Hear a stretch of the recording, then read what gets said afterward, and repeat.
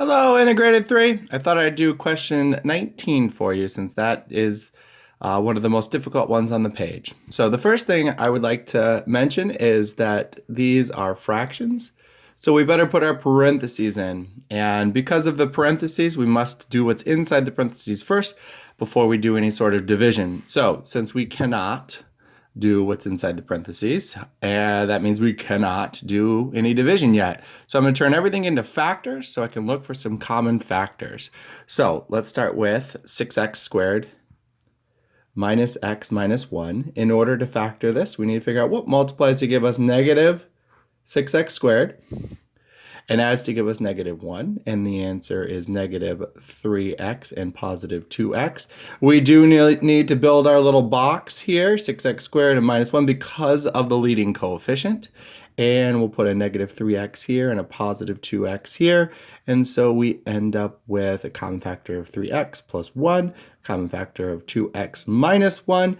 And so we end up with 3x plus 1 times 2x minus 1.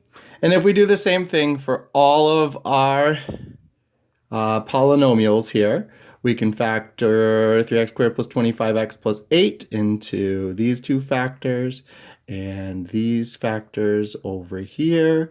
And finally, 2x minus 1, x plus 4.